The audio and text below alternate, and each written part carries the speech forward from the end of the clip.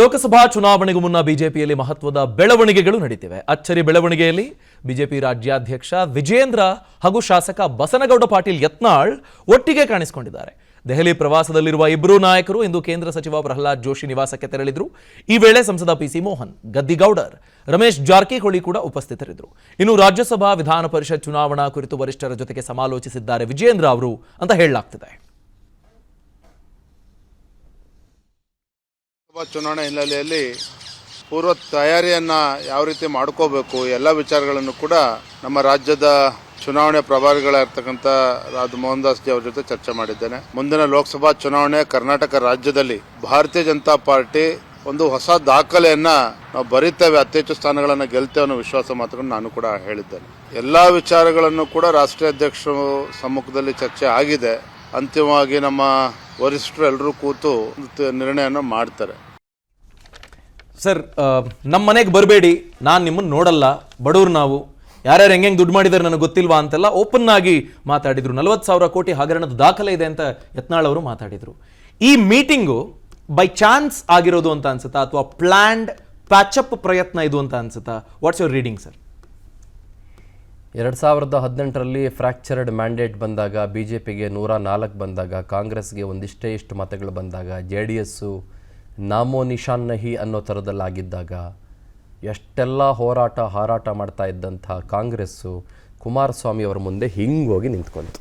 Okay, ಅದು ವಿಧಾನಸೌಧದ ಪಡಸಾಲೆಯಲ್ಲಿ. ಸಿದ್ದರಾಮಯ್ಯನವರು. ಓಕೆ, ಹೌದಾ ಅಲ್ವಾ? ಇನ್ನು ಇದೇನು ಭಾಳ ಮಹಾ ಅನ್ಸತ್ತೆ ನನಗೆ.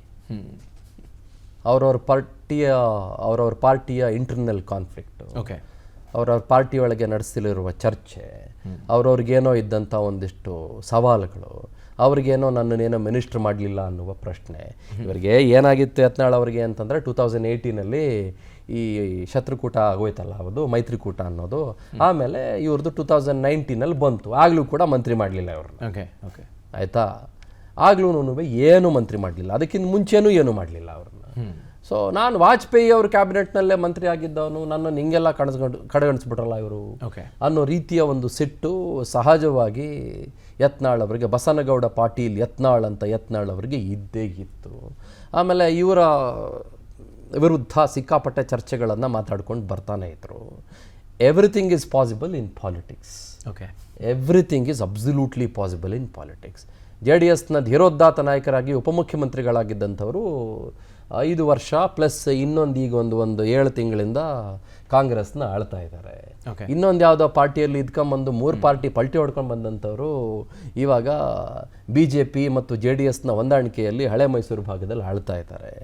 ಆಮೇಲೆ 2020 ಗೌರ್ಮೆಂಟ್ನಲ್ಲಿ ನಮಗೆ ಭಾಳ ಮೋಸ ಮಾಡಿಬಿಟ್ರು ಅಂತ ಹೇಳ್ಕೊಳ್ತಾ ಇದ್ದಂಥ ಯಡಿಯೂರಪ್ಪನವರು ಅದೇ JDSನವರೊಟ್ಟಿಗೆ ಇವಾಗ ಒಂದು ಸುಖವಾದಂಥ ಸಂಸಾರವನ್ನು ನಾವು ನಡೆಸಬೇಕು ಅನ್ನುವ ನಿಟ್ಟಿನಲ್ಲಿ ಇವಾಗ ಅದೇನೋ ಮೈತ್ರಿನೋ ಕೋಲೇಷನ್ನೋ ಮಿತ್ರನೋ ಅದೇನೋ ಕೂಟನೋ ಗೀಟನೋ ಏನೋ ಮಾಡ್ಕೊಂಡಿದ್ದಾರೆ.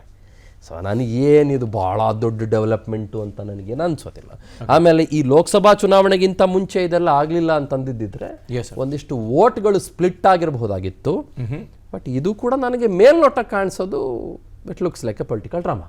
ಓಕೆ, ಓಕೆ, ಒಳಗಡೆ ಏನೇನೋ ಇದೆಯೋ ಗೊತ್ತಿಲ್ಲ ನನಗೆ. ಇದು ಪರ್ಸೆಪ್ಷನ್ ಬಿಲ್ಡಿಂಗ್ ಇದ್ದಿರಬಹುದು. That's it, it's just the perception building ಅಷ್ಟೇ. ನಾವೆಲ್ಲ ಚೆನ್ನಾಗಿದ್ದೀವಿ, ಈ ಥರ ಎಸ್ಸಲ್ಲ ಆಯ್ತು ರೀ ನಾವೆಲ್ಲ ಚೆನ್ನಾಗಿದ್ದೀವಿ ಅಂತ. ನನ್ನ ಪ್ರಕಾರ ನನಗೆ ನೆನಪಿರೋ ಹಾಗೆ ಒಂದು ನಿಮಿಷ ಶ್ವೇತಾ ಅವರು, ಒಂದು ನಿಮಿಷ, ನನ್ನ ಪ್ರಕಾರ 4 ಸಲ ನೋಟಿಸ್ ಕೊಟ್ರ ಅಂತ ಯತ್ನಾಳ್ ಅವ್ರಿಗೆ. ನೋಟಿಸಲ್ಲಿ ಏನಿದೆ ಅಂತ ಗೊತ್ತಾಯಿತು. ನೋಟಿಸಲ್ಲಿ ನೀವು ಯಾಕೆ ಹಿಂಗೆ ಮಾಡಿದ್ದೀರಿ, ಪಕ್ಷದ ನಿಯಮಗಳನ್ನು ಉಲ್ಲಂಘನೆ ಮಾಡಿದ್ದೀರಿ, ನೋಟಿಸಲ್ಲಿ ಏನಿದೆ ಅಂತ ಗೊತ್ತಾಯಿತು.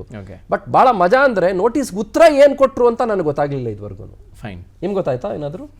ಉತ್ತರ ಏನು ಕೊಟ್ಟರು ನೋಟಿಸ್ಗೆ? ಏನು ಬರೆದ್ರು? ಎಲ್ಲಿ ಉತ್ತರ ಕೊಟ್ಟಿದ್ದು? ಡೆಲ್ಲಿ ವಿಸಿಟ್ ಮಾಡಿ ಅವರು ಫೇಸ್ ಟು ಫೇಸ್ ಮಾತಾಡಿರ್ತಾರೆ ಅಷ್ಟೇ. ಯಾಕೆ ನನಗೆ ಗೊತ್ತಾಗಲಿಲ್ಲ ಅದು? ನಿಮ್ಗೆ ಯಾಕೆ ಗೊತ್ತಾಗಲಿಲ್ಲ? ನೋಟಿಸ್ ಬಂತು ಅಂತ ಹಿಂಗೆಲ್ಲ ತೋರಿಸೋದಲ್ವಾ? ನೋಟಿಸ್ ಬರಲಿಲ್ಲ ನಾನು ಕೇರ್ ಮಾಡ್ತೀನಿ ಅಂದ್ರಲ್ವಾ? ಈಗ ನೋಟಿಸ್ಗೆ ಏನು ಉತ್ತರ ಕೊಟ್ಟರು ಯತ್ನಾಳ್ರು? ಏನಂತ ಅದರಲ್ಲಿ ಬರೆದ್ರು ಅಥವಾ ಅಲ್ಲೇ ಹೋಗಿ ಮಾತಾಡಿದ್ರ ನೀವು ಹೇಳ್ದಾಗೆ? ಹಾಗಾಗಿ ಇಟ್ಸ್ ಜಸ್ಟ್ ಪರ್ಸೆಪ್ಷನ್ ಬಿಲ್ಡಿಂಗ್. ನಾನು ಇದನ್ನು ಭಾಳ ಸಿಂಪಲ್ ಆಗೂ ತಗೊಳ್ತಾ ಇಲ್ಲ, ಸಾರಾಸಟ್ಟಾಗಿ ತಳ್ಳಿಯೂ ಕೂಡ ಹಾಕ್ತಾ ಇಲ್ಲ. This is important. ಒಬ್ಬ ಪ್ರಬಲ ಲಿಂಗಾಯತ ಲೀಡರ್ ಅನ್ನೋದ್ರಲ್ಲಿ ಯಾವ ಅನುಮಾನವೂ ಕೂಡ ಇಲ್ಲ. BJP wants no stone unturned. ಯಾವ ಚಾನ್ಸಸ್ ಕೂಡ ಅವರು ತೆಗೆದುಕೊಳ್ಳೋದಕ್ಕೆ ಇಷ್ಟಪಡೋದಿಲ್ಲ. ಬಿಕಾಸ್ ವಿಜಯಪುರದಲ್ಲಿ ಅವರದೇ ಆದಂಥ ಸಾಮರ್ಥ್ಯವನ್ನು ಯತ್ನಾಳ್ ಹೊಂದಿದ್ದಾರೆ, ಸಹಜವಾಗಿ ಅವರು ಹೊಂದಿರ್ತಾರೆ ಕೂಡ. ಹಾಗಾಗಿ they want no stone unturned. Okay, ಯಾವುದನ್ನು ಕೂಡ ಬಿಟ್ಕೊಡೋಕ್ಕೆ ಅವರಿಗೆ ಇಷ್ಟ ಇಲ್ಲ. ಹಾಗಾಗಿ it's as simple as that's all. ಅನುಕ್ಷಣದ ಸುದ್ದಿಗಳಿಗಾಗಿ Vistara news YouTube channel subscribe ಮಾಡಿ. ಹೊಸ ಸುದ್ದಿಗಳ ನೋಟಿಫಿಕೇಶನ್ಗಾಗಿ ಬೆಲ್ ಐಕಾನ್ ಕ್ಲಿಕ್ ಮಾಡಿ. ಲೇಟೆಸ್ಟ್ ಅಪ್ಡೇಟ್ಸ್ಗಾಗಿ www.vistaranews.com ವೆಬ್ಸೈಟ್ಗೆ ವಿಸಿಟ್ ಮಾಡಿ. ಅಂಗೈಯಲ್ಲೇ ಜಗತ್ತಿನ ಸುದ್ದಿ ತಿಳಿಯಲು Vistara news Kannada app download ಮಾಡಿ.